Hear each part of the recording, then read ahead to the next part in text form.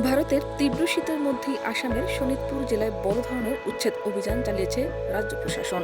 বুড়াচাপড়ি বন্যপ্রাণী অভয়ারণ্যের ভেতরে ও আশেপাশের এলাকায় বসবাসরত প্রায় ১২০০ থেকে ১৫০০ বাঙালি মুসলিম পরিবারের ঘরবাড়ি গুড়িয়ে দেওয়া হয়েছে।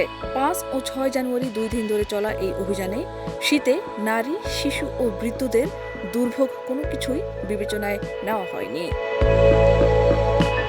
রাজ্য সরকারের দাবি, অভয়ারণ্যের প্রায় ৬৫০ হেক্টর জমি দখলমুক্ত করা হয়েছে। মুখ্যমন্ত্রী হিমন্ত বিশ্ব শর্মা একে অবৈধ দখল উচ্ছেদ হিসেবে তুলে ধরলেও বাস্তব চিত্র বলছে ভিন্ন কথা।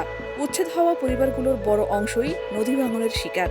ব্রহ্মপুত্রের চরাঞ্চলে জমি হারিয়ে তারা বহু বছর আগে এখানে আশ্রয় নিয়েছিল এবং দীর্ঘদিন ধরে সেখানে বসবাস করছিল। পিটিআই এর তথ্য অনুযায়ী জামুকতল, আরিমারি, শিয়ালচর, বাঘেটাপু, গলাতিডুবি, লাঠিমারি, কুণ্ডুলিচর সহ একাধিক এলাকায় এই অভিযান চালানো হয়।